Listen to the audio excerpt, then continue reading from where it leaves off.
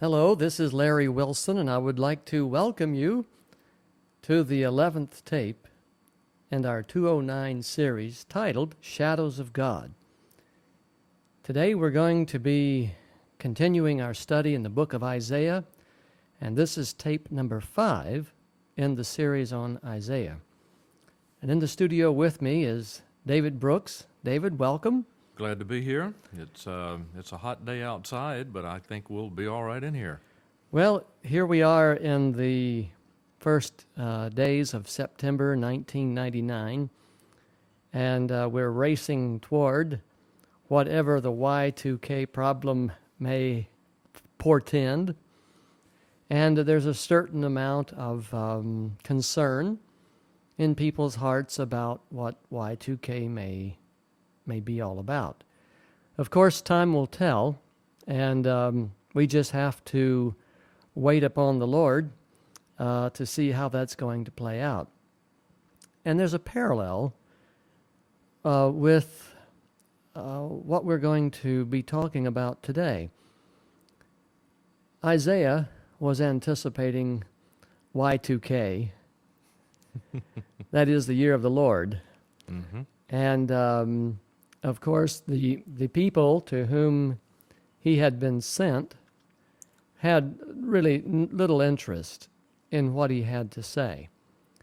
So if we find a prophet typically has a message to share, has words from the Almighty to give, but there are just no ears to hear. There are no listeners willing to listen. Right.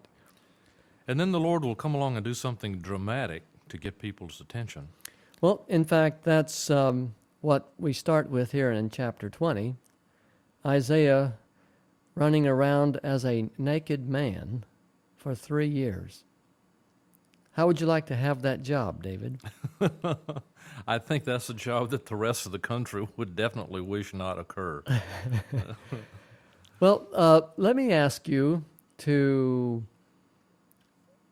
compare nakedness for a moment. I would like for you to contrast the difference between nakedness on the Las Vegas Strip and the nakedness of Auschwitz. How would you compare the two forms of nudity?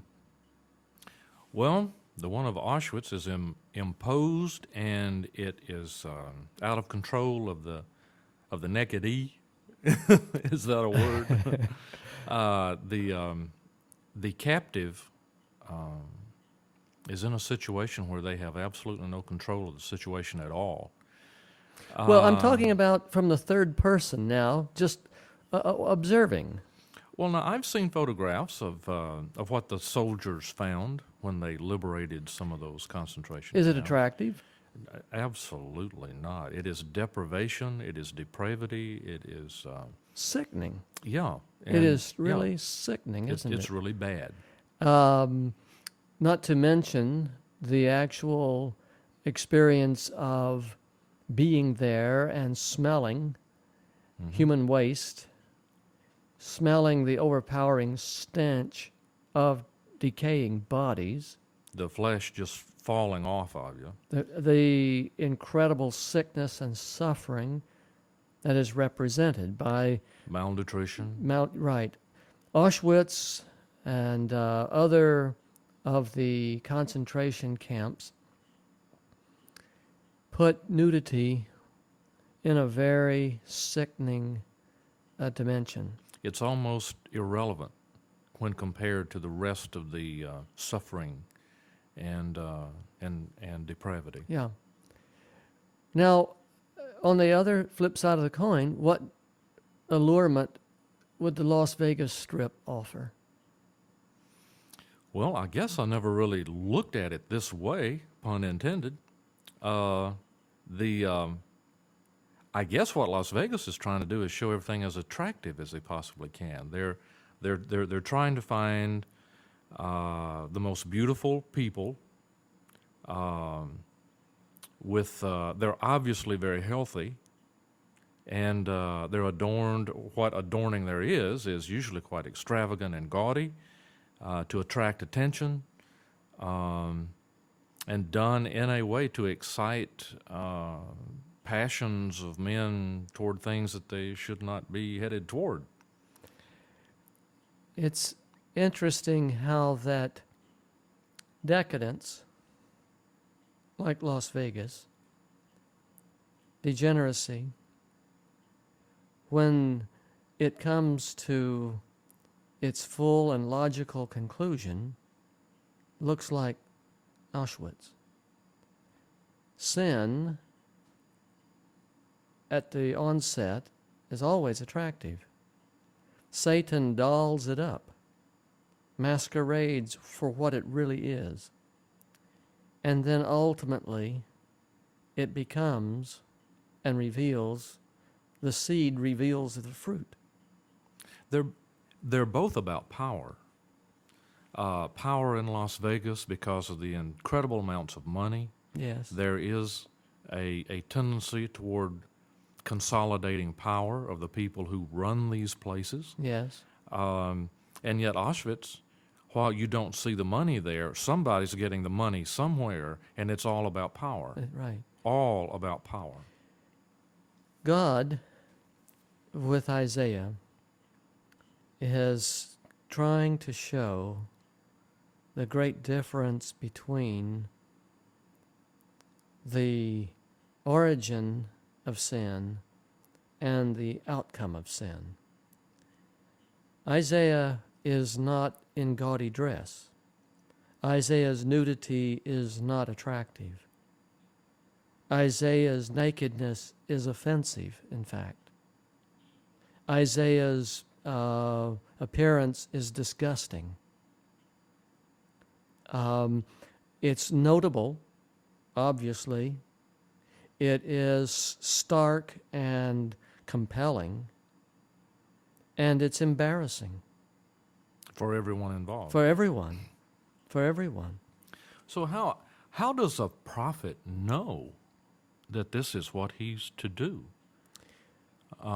Recognizing that this is something that is offensive and is abhorrent and is not part of the culture. As a matter of fact, I guess the closest thing it would be in the culture is slavery. There were slaves in this time, and I'm sure the masters did not clothe them appropriately when all they're doing is working out in the field or whatever. So how would a prophet who gets a message like this, kind of like Abraham when he got a message to kill his son, how do you deal with this? You know, I mean, can you imagine a prominent televangelist going on the air one Sunday morning and saying, I have a message from God, and proceeds to take his clothes off? Now, folks, this is not going to go over very well. That's essentially what's happened here. Yes. How do you reconcile this? Well, obviously, Isaiah's communication with the Lord was not about seance quality or very questionable encounters with God. When the Lord spoke to Isaiah, it was like the same voice that spoke to Abraham, telling him to offer up his son as a living sacrifice. These men had walked with God, and they knew his voice. And when he spoke, they knew his voice. Isaiah, here in chapter 20, is called upon to make the most humiliating statement that he can possibly produce. And I'd like for you to notice that the statement is not directed so much at Israel, but rather at Egypt. And the reason for this is that the southern kingdom of Judah and Benjamin, two tribes, had formed an alliance of protection with Egypt. And the confidence of God's people had been diverted to Social Security,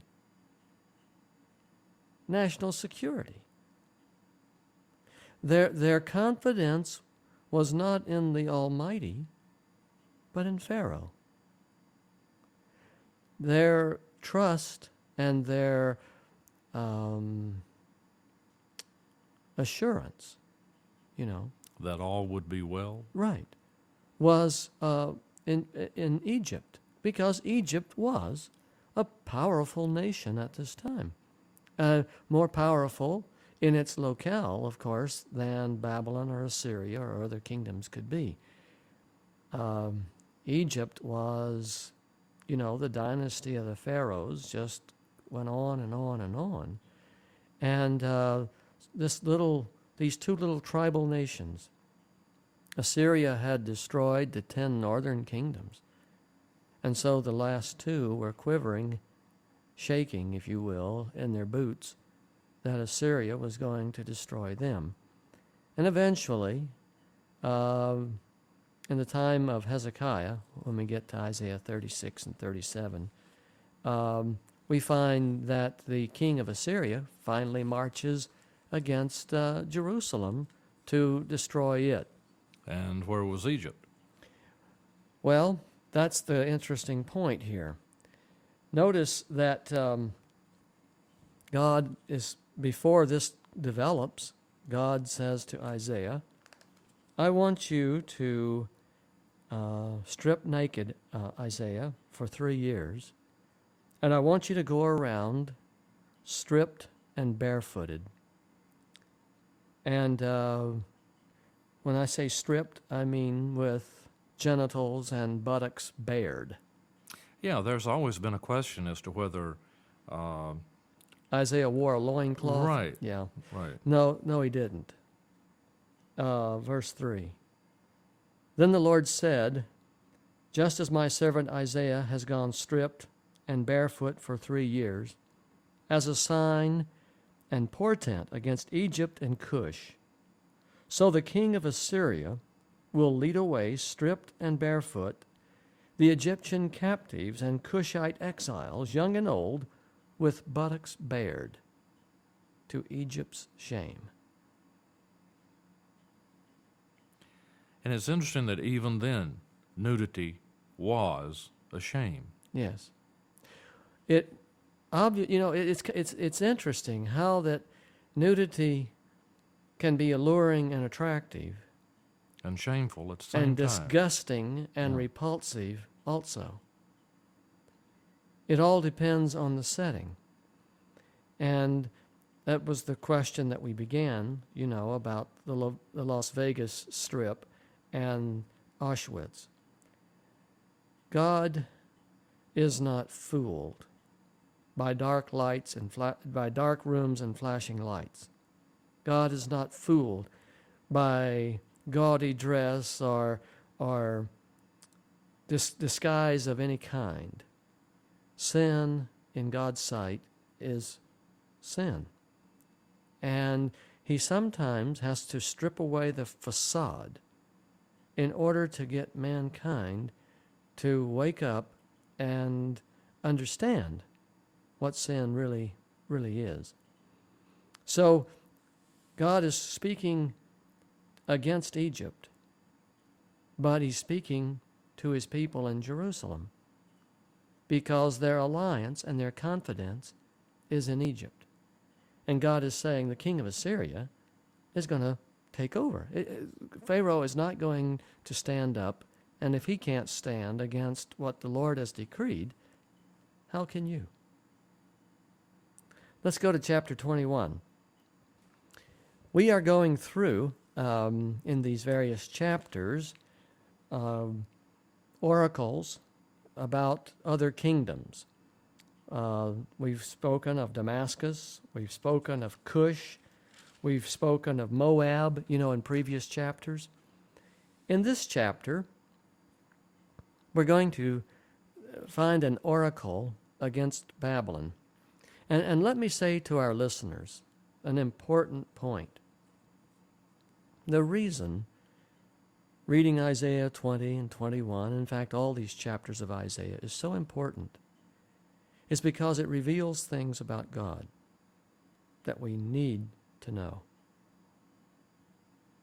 About his behavior, about his understanding of righteousness and evil, about his ways in dealing with man, because we're going to see a God who changes not deal in our time with very dramatic ways. And the understanding that we find in Isaiah is compatible with what is revealed in Revelation. The chapter 21, verse 1, begins with a paradoxical statement, an oracle concerning the desert by the sea. How paradoxical. The desert. Here we have all this water. And the desert, nothing grows. And there's nothing growing beside it. It's like you can't use the water to irrigate. No. No, I mean, it's such a paradox. And so this is language that is directed toward Babylon. And the reason it's called the desert by the sea is that in due time, Babylon will become an isolated, vandalized, broken down set of ruins. Never to be rebuilt. Never to be inhabited again. Babylon will be a ghost town. And this is why the language, the desert by the sea. You might remember Jesus, I believe, called the Pharisees on one occasion, "You whited sepulchres." Yeah, because they were clean on the outside, and inside they were full of dead men's bones. Yeah, spiritually dead inside, but on the outside all polished up and looked like new. Mm-hmm. So the use of poetic language is so profound and so interesting to consider. Isaiah says in verse 2, "A dire vision has been shown to me. The traitor betrays, the looter takes loot. Elam, attack. Media, lay siege. I will bring to an end all the groaning she caused." Now, Elam is where the province of Babylon is located, and the Medes are going to attack the province of Elam. And God is showing Isaiah what he intends to do with Babylon, who at this time is a growing power, but we're still 100 years away from Babylon's dominion, world dominion. But Babylon is a growing power.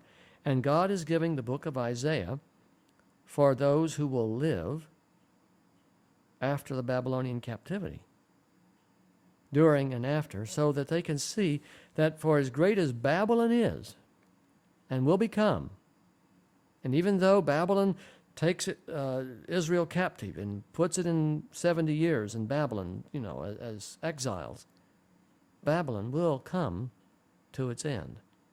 And the message there is the same for the United States and China and Russia. We see the crumbling in our own time of Russia, the Eastern Bloc, the Soviet countries. We see the breakup of all this, and historians will give you a human answer. There's a larger answer. And it's because the hand of God has moved and made this happen. If you don't see it and aren't acquainted with it from Old Testament historical process, it's very hard to deal with it when you see it with your own eyes in today's world. So God is saying that even though Babylon is going to become great, the day will come when I will deal with her and jump down to verse 9 and read the message that will be proclaimed at the appointed time. Look, here comes a man in a chariot with a team of horses, and he gives back the answer. Babylon has fallen, has fallen. All the images of its gods lie shattered on the ground. Well, This sounds like something in Revelation, doesn't it? well, in fact, if you understand what's being said here, you will understand a big chunk of the second angel's message found in Revelation 14. Basically, what God is saying here in this chapter is that Babylon will arise, Babylon will become a notable empire, Babylon will be powerful, but not by its own cunning or prowess. It is because God raised up Nebuchadnezzar, and in his hand God placed the fowls, the birds of the air. Remember the vision where Nebuchadnezzar is the tree, you know? The God of heaven has given you a kingdom, Daniel says. And the birds of the air come and land in the branches of your kingdom, and the beasts of the field, they rest in its shade. But it was the God of heaven who set you up and gave you this power and great authority. And it is the God of heaven who's going to take you down. Now, he's going to take you down early unless you humble yourself. And you know the story. Nebuchadnezzar has to spend 7 years in Humble 101 before it kind of finally clicks that it is the God of heaven who sets up kings and takes them down. And this is interesting about the presidency of the United States. I was conducting a seminar. You may have, I've repeated this a few times, but I should probably put it on tape. I was conducting a seminar some time ago when Clinton was running against George Bush for president. This was, 7 years ago. And someone came up to me and said, well, who's going to be the next president? And I said, well, the Bible clearly has the answer. And I knew what they were driving at. But anyway, I deflected the question. I said, the answer is found in Daniel chapter 4, verse 17. This is what the Bible says. The decision is announced by messengers. The holy ones declare the verdict, so that the living may know that the Most High is sovereign over the kingdoms of men, and gives them to anyone he wishes, and he sets over them the lowliest of men.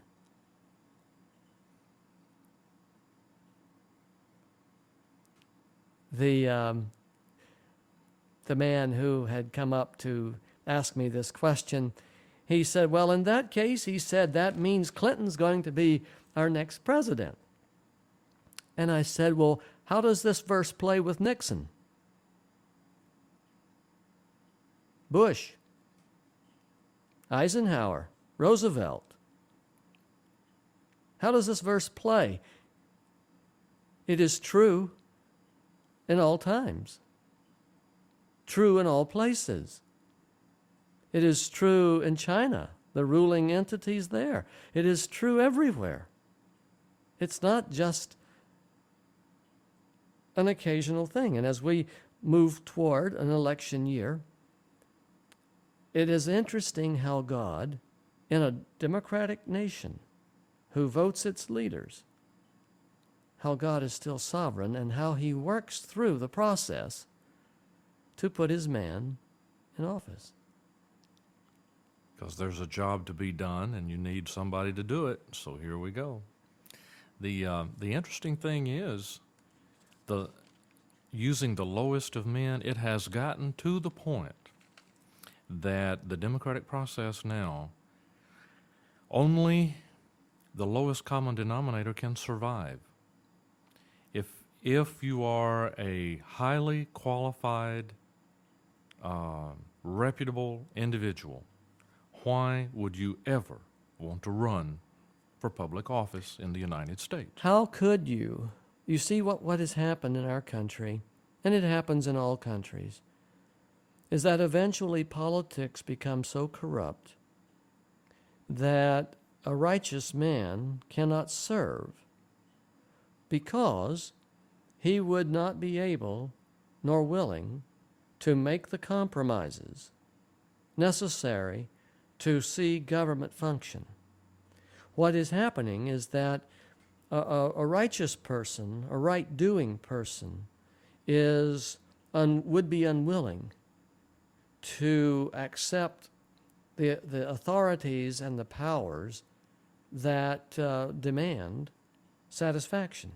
And if he did take the power, it would be limited by other people who would not want him to implement the things that he would want to implement.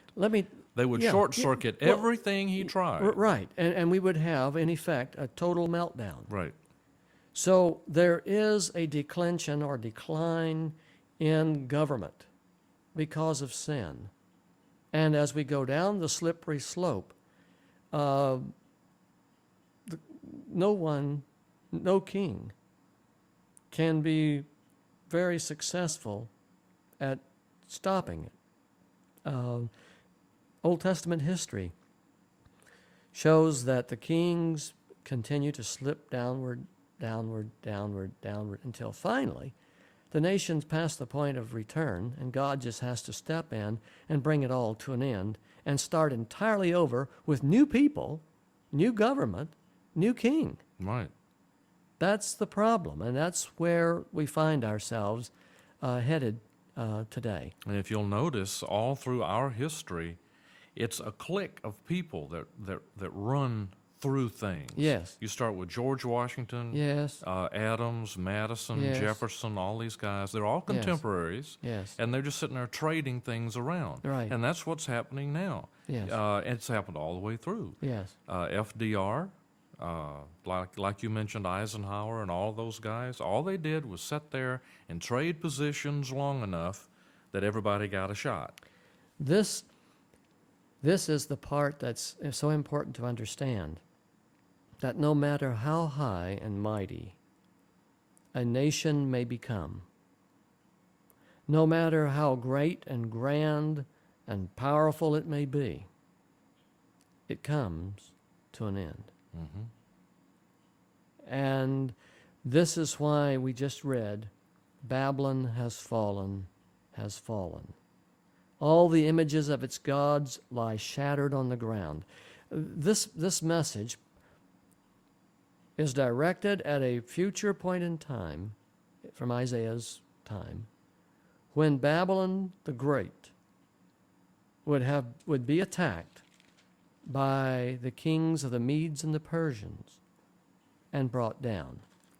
And so this vision is a obscure letter of hope, so that the remnant who go into Babylon and study the writings of Isaiah will understand that God has a plan, and this plan goes beyond the authority and power as encompassing and as great as it will be. Babylon will fall. The parallel in Revelation 14 is that when God's judgments occur, the first four trumpets, and the crisis government forms, there will be martial law implemented the world over. And everyone will think this is the greatest king and greatest kingdom that's ever been. Who can resist? The authority and the overwhelming reasoning behind its logic for operating will be almost, you can't refute it. Let me explain that a little better. When God's judgments fall, everyone will quickly recognize and admit God is angry. We've got to do something to appease him, or we're going to perish. This is why in Muslim countries we will see Friday laws. In In Israel, we will see Saturday laws. In Catholic and Protestant countries, we will see Sunday laws. Everyone in his own religious way, culture, will be endeavoring to enforce that religious culture to appease God so that his wrath will subside.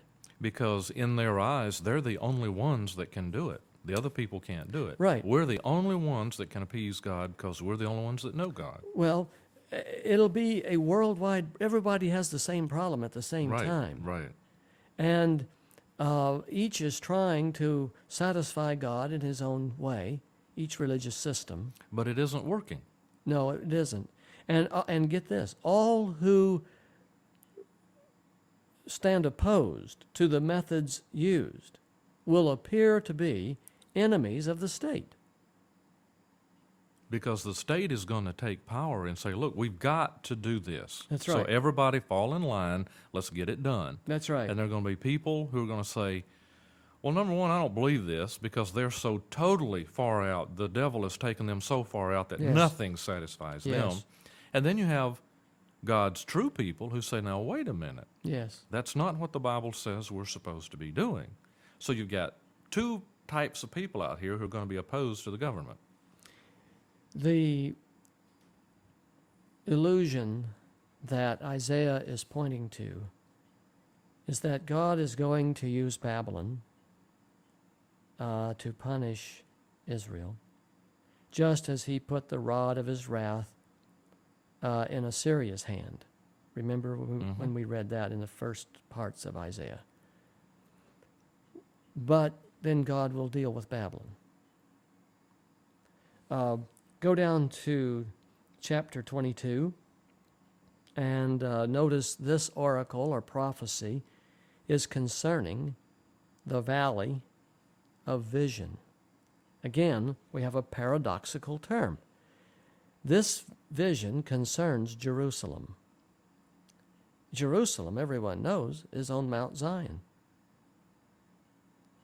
But it's described as the valley of vision.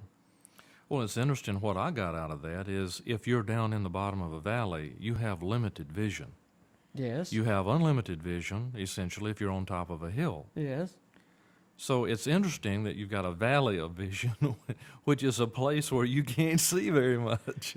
That was Israel's condition, going down into the ravine of sin, The valley of death. valley of death. And what troubles you now? That you have all gone up on your roofs. O town full of commotion, O city of tumult and revelry. Sounds like New Orleans, doesn't it? Your slain were not killed by the sword, nor did they die in battle.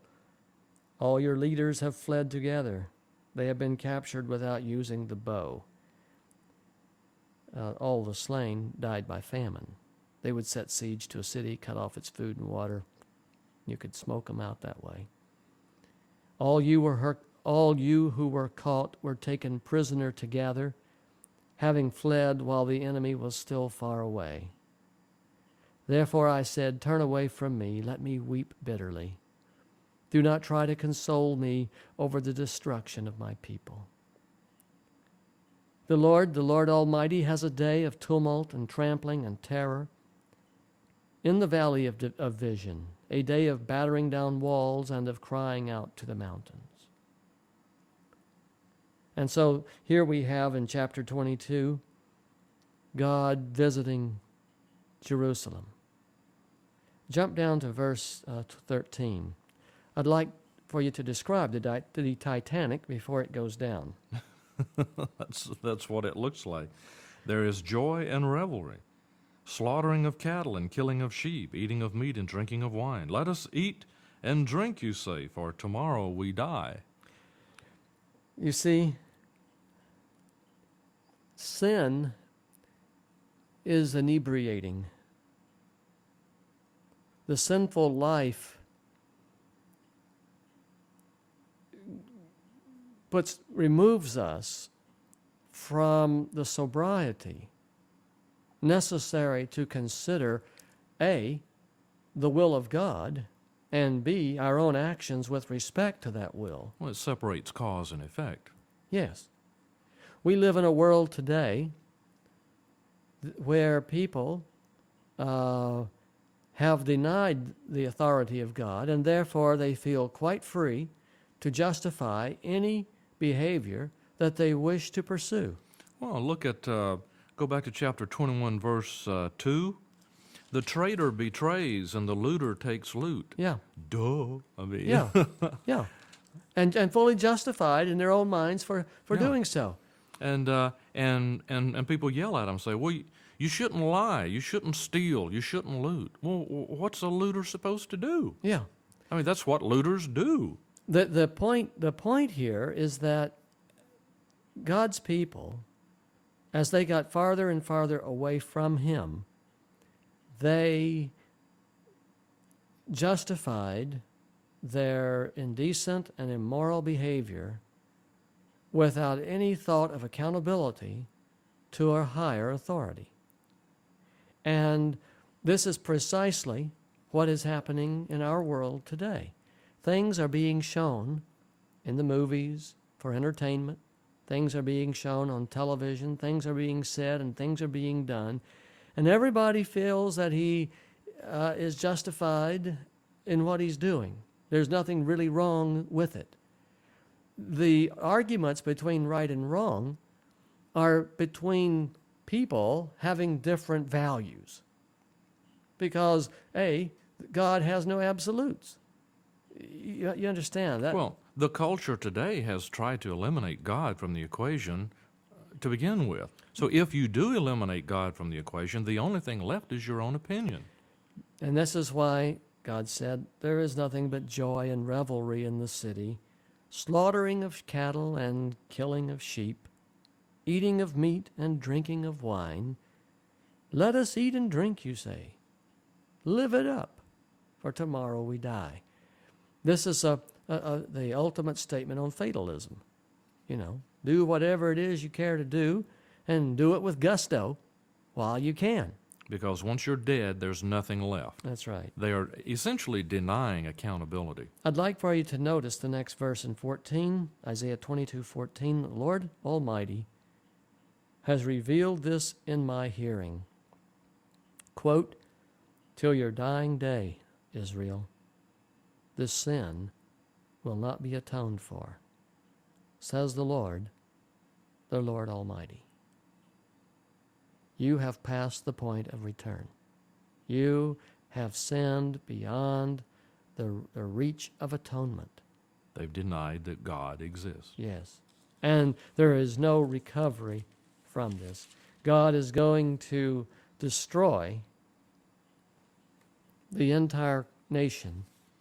And it doesn't matter what kind of plans they made. No. He goes on here and he talks about this steward, Yes. Shebna. Yes. Shebna. This guy's made all kinds of plans for the rest of his life and for his death and everything else. This is kind of neat. In verse 16, the Lord goes to Shebna. What are you doing here, and who gave you permission to cut out a grave here for yourself, hewing your grave on the height, on the side of the mountain, and chiseling your resting place in the rock?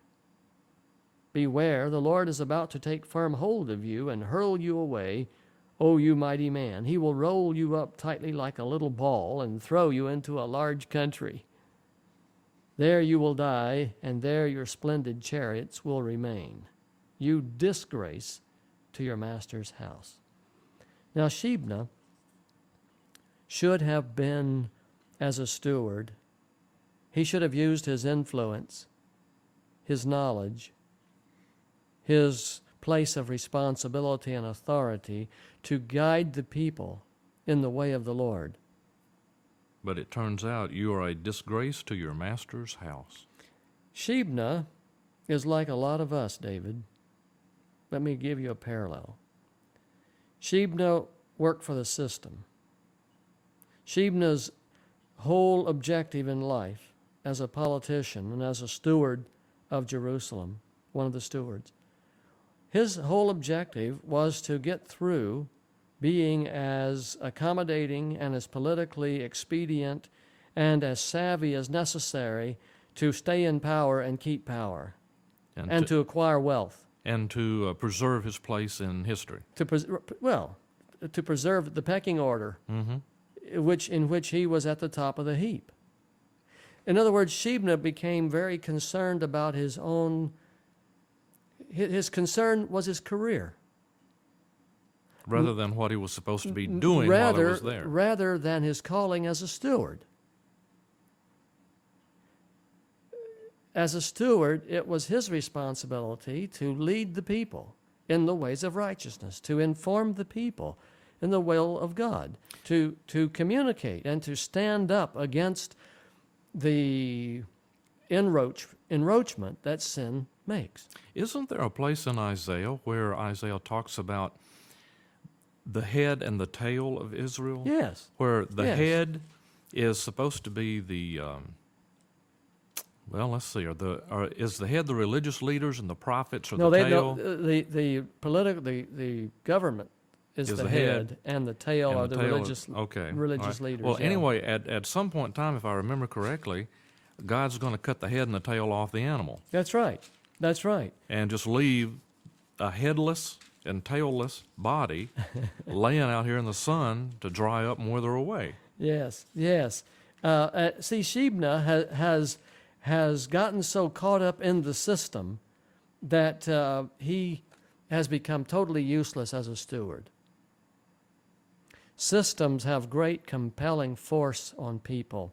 Soldiers have committed acts of atrocity, and when brought to testify for their actions, they lay the blame at their superiors' feet. Because I was part of the system. I was a career soldier. I just took orders. I did no thinking on my own. I had no accountability except to this person, so deal with him, not me.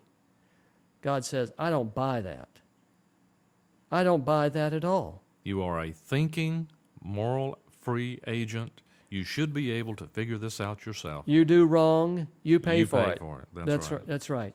And so God is saying to Shebna, listen, you wicked servant, you vile steward, you have not stood up for the right. You have not called sin by its right name. You have not done your part in correcting the system. Rather, you've been looking out for number one, what was expedient and comfortable and worked well for you. And with all the wealth you have acquired, you've built yourself a fine mausoleum up here on the mountain. And haven't taken care of the poor and indigent people. You have not done what you were called to do. Therefore, I'm going to roll you up in a little ball and flick you like a... Like a baseball. Like just a- throw you right out of here. Yeah. Yeah. I'm going to throw you out of the land.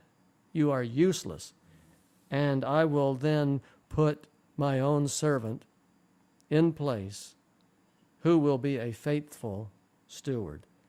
So in Revelation, when we have this beast that has 7 heads,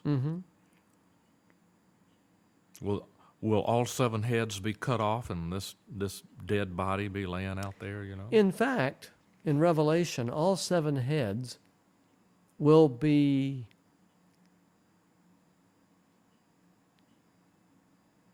crushed to form one head. All 7 religions of the world are going to be pressed Consolidated, into one. and they will all give their power to the new beast. They will that comes derive out. their power from the devil, and the 10 kings, the political entities, will give their authority to the devil. The system, few people will really stand up and fight a system. A system has kinetic energy all its own. Most people are afraid of the big system, and they don't want to put forth the energy and the effort to deal with the system. And this is why people say in Revelation 13, who can make war with the system? You just give up your life for no reason at all. Well, the time has come to turn the tape over. We'll take a short intermission, and we'll be right back. Well, welcome back to the second half of tape number 5 in our study on Isaiah, and this is tape number 11 in our series titled Shadows of God. You know, we're going to have to get through with this pretty soon. I can't count past 15, so we've got a problem here. We are in Isaiah chapter 23, and we are discussing some of God's sovereign ways and how God brings everything into accountability. It is easy for the carnal heart and the carnal mind to escape God's scrutiny, to pretend that God can't see, to pretend that God doesn't know, to pretend and to ignore what God has declared. But the fact is, God is not deceived. Everything God does is perfect, and nothing escapes his attention. Basically, what people are doing is giving God the same attributes that they have. Yes. They know they can fool some of the people all the time and all the people some of the time, and they think they can fool God that way too. And that's just it's just really ridiculous to try to give our attributes to an all-powerful God. That's right. That's right, David. In Isaiah 23, we now pick up an oracle against the marvelous and powerful city of Tyre. Tyre is the great trading center on the coast of the Mediterranean. It is north of Israel,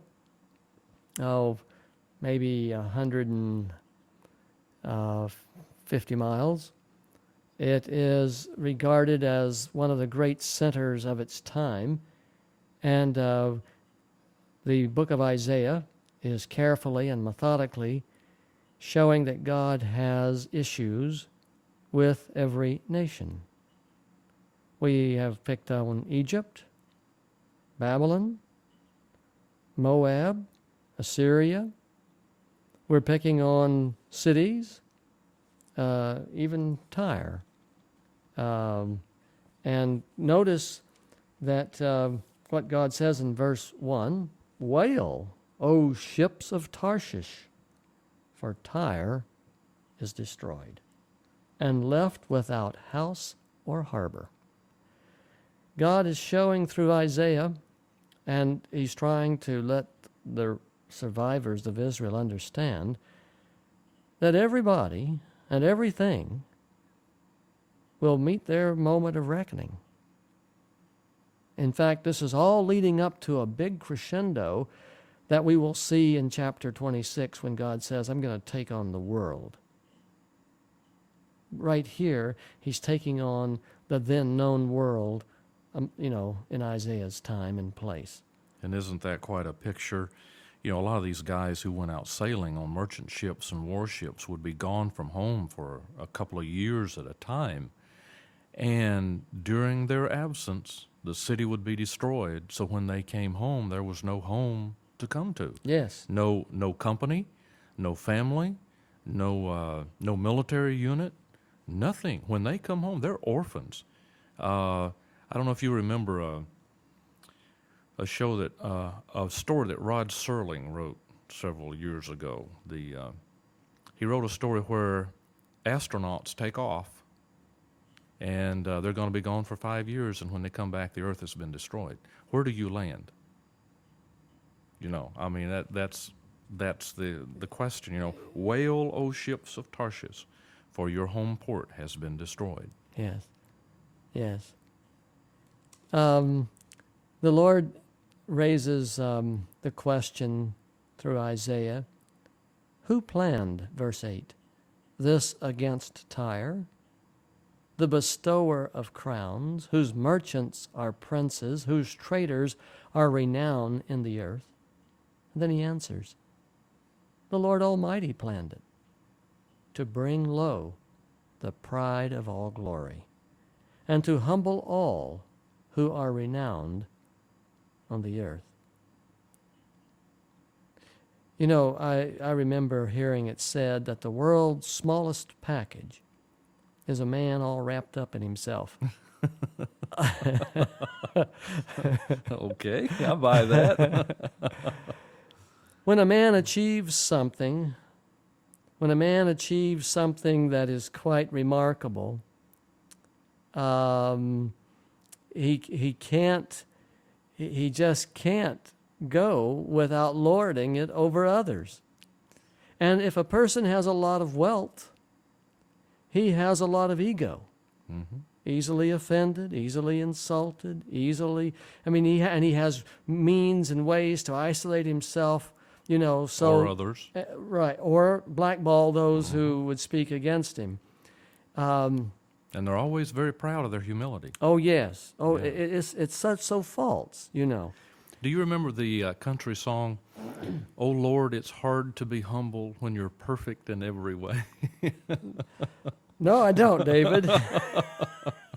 That goes back about 10 or 15 years, but Well- that was a hilarious song. This guy just picking fun. Yes, And, yes. Well, the point here in chapter 23 is that God has planned to bring low the pride of all glory, to humble all of the renown of the earth. God is going to do that. And there's a day of reckoning, not only for believers, but for non-believers as well. I want you to understand that the book of Isaiah is not written for the choir. It's not written for church-going people. It's written for any who want to understand their end, no matter whether they believe in God or not, no matter whether they accept the reality of accountability to the sovereign God of heaven. Oh, and then in that case, the book of Revelation would be written for anyone, Yes. because it's an idea that everyone on this planet has a right to know what the end is going to be. Yes. Now, you either accept it or you don't. That's right. Turn to Isaiah 24. And this is where the sum of the last 10 chapters is brought to focus. It's a pretty stark picture. It sounds like the first trumpet to me. Behold, the Lord is going to lay waste the earth. Under plan A now. Under plan A. Mhm. Right. I want you to notice how he's going to do this. The Lord is going to lay waste the earth and devastate it. He will scatter its inhabitants. It will be the same for priest as for people, for master as for servant, for mistress as for maid, for seller as for buyer, for borrower as for lender, for debtor as for creditor. The earth will be completely laid waste and totally plundered. And then the kicker is, the Lord has spoken this word. Yes. This is a promise. So the playing field is going to get level. It doesn't matter how rich you are or how poor you are, you're going to be in the same boat. The judgments of God are coming upon the earth, Period. period, inclusively. Mm-hmm. Look at verse 5. Here's why. The earth is defiled by its people. They have disobeyed the laws and violated the statutes and broken the everlasting covenant. Therefore, a curse consumes the earth. Its people must bear their guilt. Americans have guilt to bear. Russians have guilt to bear. Israelis have guilt to bear. Chinese, Chinese, Koreans. Indians. Mm-hmm. Everyone has guilt. Every nation has guilt to bear. Therefore, earth's inhabitants are burned up, and very few are left. Whoa. Burned up, and very few are left. Under Plan A, we read in our previous study how that God is going to call down fire out of heaven, and burn up Gog And Magog. and Magog and all the nations with him. Right. Here Isaiah is alluding to the same thing. And the neat thing about Isaiah and Jeremiah and Ezekiel and Daniel, all of these guys who live close together, they all are saying the same thing. The one exception under Plan A is that there is not a very crisp and clear, clear chronological order stated in how this is going to come to pass. They just kind of hit picture here, picture there, picture there, picture there. Right. The reason that that I would offer that God didn't give that crisp, clear chronological order under Plan A is because Christ himself, Messiah, would have been, under Plan A, directing all of this from Jerusalem and laying out the plan as the time came. You understand what I'm saying? Mm-hmm. So that people would have known and would have understood. Well, he was going to send out the Israelites throughout the entire world to tell them. Right. Well, he's right. got to tell them Right. first, then they go tell everybody else. So the sequence could be given once he got here. Yes, yes. In these next verses, the Lord deals with all the world, the cities of the world, the great cities, and he's talking to all of them collectively. Verse 8, the gaiety of the tambourines is stilled. The noise of the revelers has stopped. The joyful harp is silent. No longer do they drink wine with a song. The beer is bitter to its drinkers. The ruined city lies desolate. Verse 13. So will it be on the earth and among the nations, as when an olive tree is beaten, or as when gleanings are left after the grape harvest. Verse 17, terror and pit and snare await you, O people of the earth.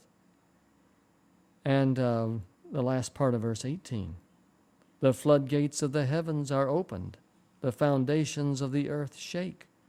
The earth is broken up, the earth is split asunder. The earth is thoroughly shaken. Do these sound like global earthquakes to you? Global earthquakes in Isaiah? Global earthquakes in Revelation? I mean, can you see under Plan A and in Plan B, there are so many parallels. So many parallels. The earth reels like a drunkard. It sways like a hut in the wind. So heavy upon it is the guilt of its rebellion against God, that it falls, never to rise again.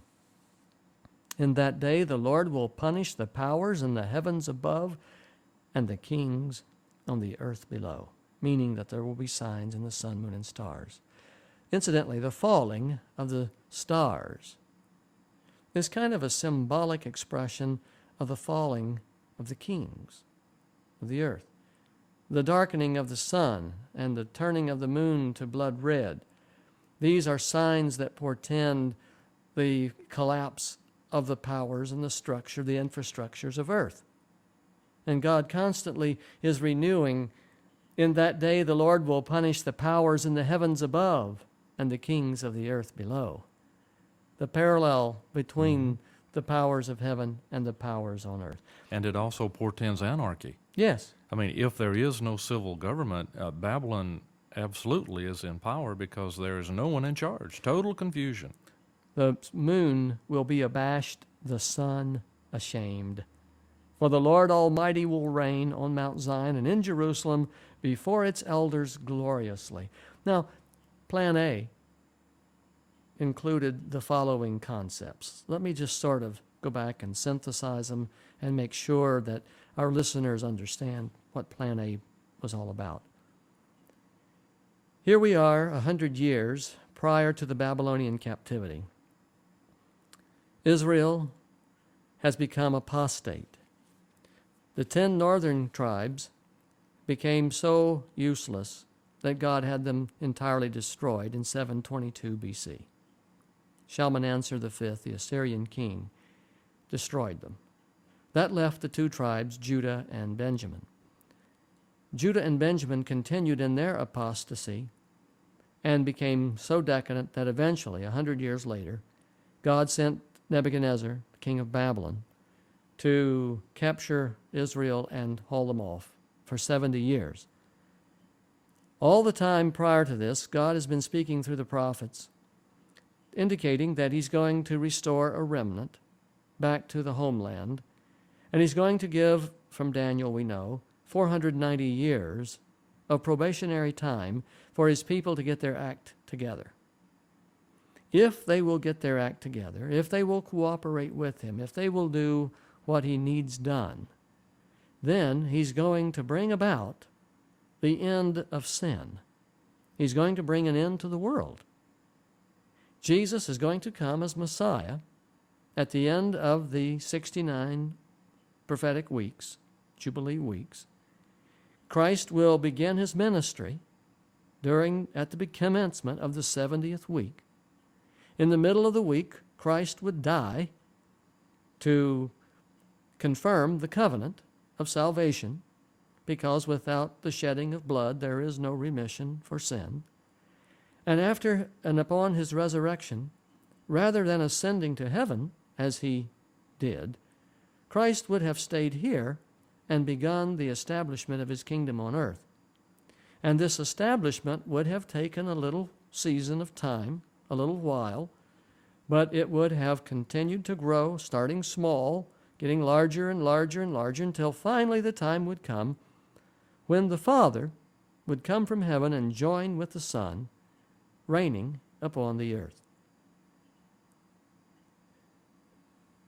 When this occurs, the news would be sent throughout the world that the kingdom of God is with men, and all who want to participate and be in this kingdom must quickly come.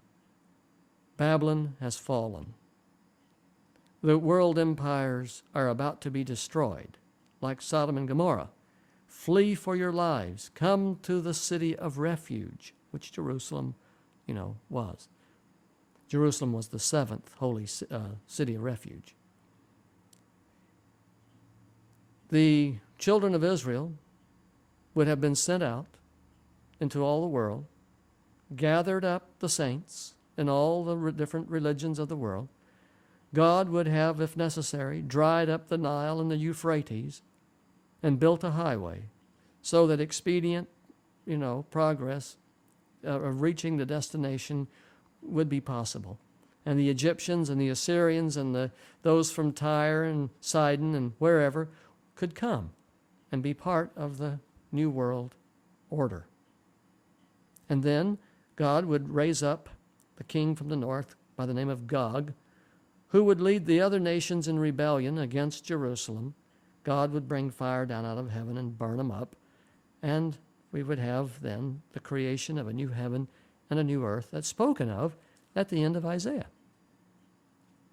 And this is why God says, over here in Isaiah, behold, verse 17, chapter 65, I will create new heavens and a new earth. The former things will not be remembered, nor will they come to mind. Be glad and rejoice forever in what I will create, for I will create Jerusalem to be a delight and its people a joy. I will rejoice over Jerusalem and take delight in my people. The sound of weeping and crying will be heard in it no more. See, under Plan A, from one Sabbath, over here we read, from one Sabbath to another, from one new moon to another. Isaiah 66, verse 23. All mankind will come down and worship before me, says the Lord. And they will go out and look upon the dead bodies of those who rebelled against me. Their worm will not die, nor will their fire be quenched, and they will be loathsome to all mankind. Many people understand this last verse in Isaiah to speak of eternally burning fire and eternally eating worms. That's not what it means. The expression comes from the idea that the worm will not finish and die until it has completed its work, and the fire will not go out until restitution and suffering has been fully provided. So under Plan A, we find ultimately the same outcome and the same process that we find in Plan B. It just would have happened a whole lot sooner. 2,000 years earlier. Now, do I understand that this would have all been accomplished at the end of the 70th week or at the beginning of the 70th week? At the beginning of the 70th week, Jesus would begin his ministry, AD 27. He dies in the middle of the week, Right. which is AD 30.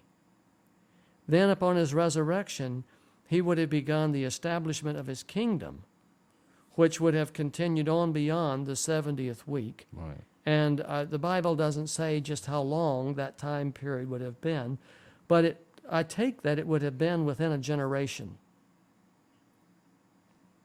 50 years, It would make sense. a jubilee, Yeah. you know. So the idea, the whole picture that flows here is God was going to bring about the end of the world in a very neat and appropriate and beautiful way. And his people rebelled and refused. And when that all was trashed, so to speak, the Bible says in John 1, Jesus came into his own, and his own received him not, you know. When that was all trashed, then God said, very well, we will give the Gentiles an opportunity. We'll just start over. And so when the times of the Gentiles is fulfilled, the whole picture finally will come together. You know, after the Gentiles fail, Yeah, then God will finally say, okay, look, ready or not, here we come. yeah. So the Isaiah is really giving us very important understanding about God's original plan. Those of us who are alive today and deal with Plan B, we have to understand Plan B from within the context of what Plan A originally was all about. The same mechanism should work. I mean, how many ways can you fix a flat? You know, I mean, the same mechanism works whether you do it here or whether you do it over there. Let me say that a little different way. The objectives are the same. The process is almost identical. It's just that now, instead of working from Jerusalem geographically, God works from Jerusalem globally. Let me say that in this way. When you read the Old Testament and you read about Jerusalem, you always associate the city with the geographical site on earth. There are a few cities who have physically relocated themselves because of floods, rivers, flooding, and the city finally wises up and says, you know, we can't stay here. We need to get out of harm's way. And so the whole town will just pick up and move. There are a few instances of that. But most likely, when people hear of a city, they think of a geographical location. In the book of Revelation, the holy city comes down from God out of heaven, you know, New Jerusalem. But also in Revelation, the term the holy city, applies to the saints of God. Let me show you something. We need to digress here for a minute. Go to Revelation chapter 17. I want to show you an interesting point. I want you to read verse 15 and 18. Then the angel said to me, the waters you saw where the prostitute sits are peoples, multitudes, nations, and languages. Okay? So we know that the great harlot is sitting upon many waters. And the many waters are, People, and? nations, and multitudes, and tongues. Okay. All right. Verse 18 now. The woman you saw is the great city that rules over the kings of the earth. Okay. The great city. The woman is the great city.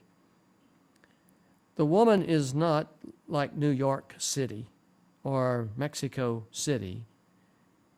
The woman is a organization, It's a system. a system. A city is a collection of people having a system of government.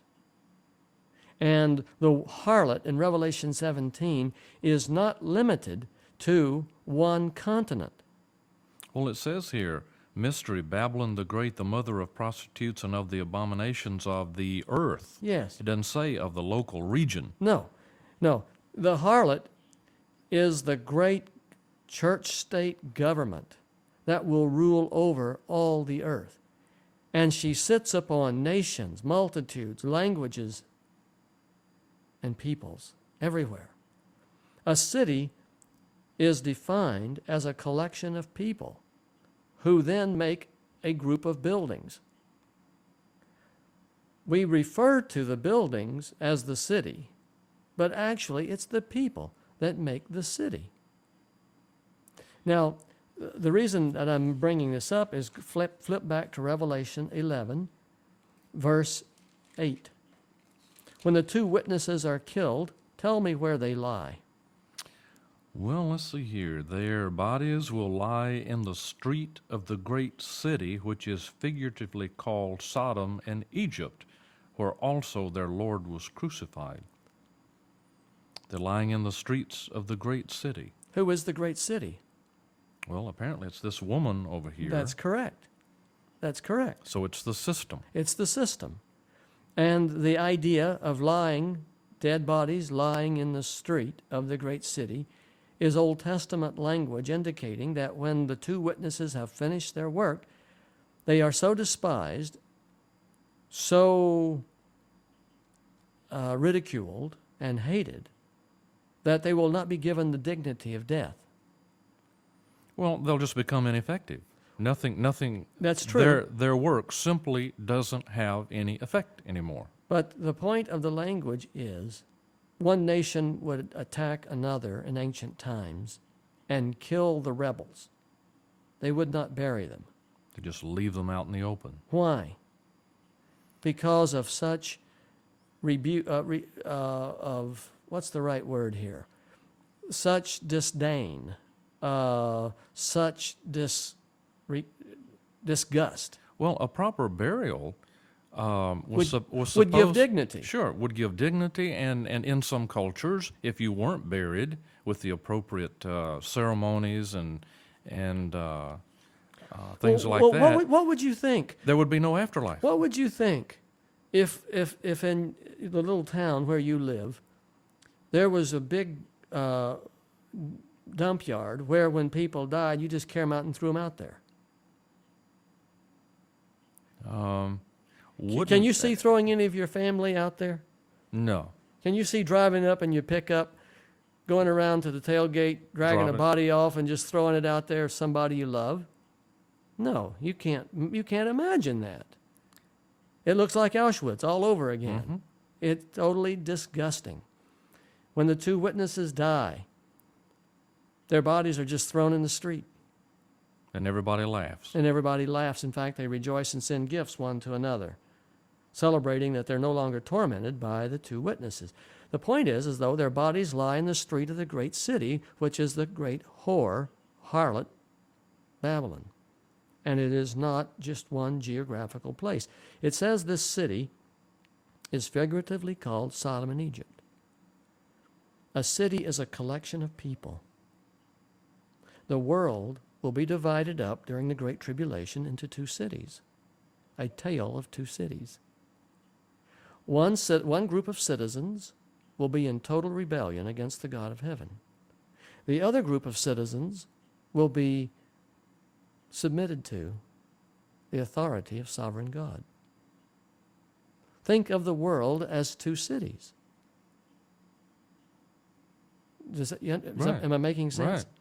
Right. And the city who is in rebellion is figuratively called Sodom and Egypt. Sodom is synonymous with vile and immoral, sexual, deviant behavior.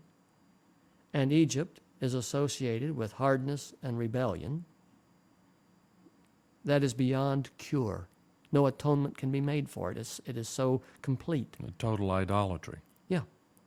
And then, the last part of the verse says here, where also their Lord was crucified. See that? Mm-hmm. I think that's so interesting how it is stated, where also their Lord was crucified. Jesus came,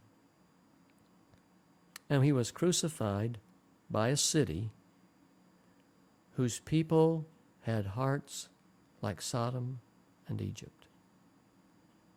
So not only was Jesus crucified in Jerusalem, but he has also been crucified in Egypt. He's also been crucified in Sodom. If these people had the opportunity, they too would crucify Christ. Mm-hmm. That's the point. Yeah. Now, one last thing. Jump up to Revelation 11, verse 2. Read that. But exclude the outer court. Do not measure it, because it has been given to the Gentiles. They will trample on the holy city for 42 months. And I will give power to my 2 witnesses, and they will prophesy for 1,260 days, clothed in sackcloth. Okay, the point is that the Gentiles are going to trample on what? In verse 2. They will trample on the holy city for For- 42 months. Okay. The holy city is what here? What is this referring to? Well, it's got to be referring to those who believe in God, Yes. those who have consecrated their lives to God. The world is made up of 2 cities. And those in rebellion in the city of Babylon, the great harlot, great Mhm. whore, they're going to pounce upon the children of God Right. for 42 months. And when the 2 witnesses who are doing their work finally come to an end, the people of the great city, Babylon, will rejoice. They won't even, and they despise the 2 witnesses so much that there is no dignity extended to them when they end. I notice it doesn't say what the other city, what the holy city does when the 2 witnesses die. I can tell you what they do. They run for their lives because it's over. Yeah. The offer of salvation at the end of the 1260 days is concluded, and the saints realize that now they must run and hide while the wrath of the Lord passes by, passes over. Passes over. And we read that the other day, just here in Isaiah. Mm-hmm. I don't know if I can put my finger on it quickly here, but I wanted to see if I could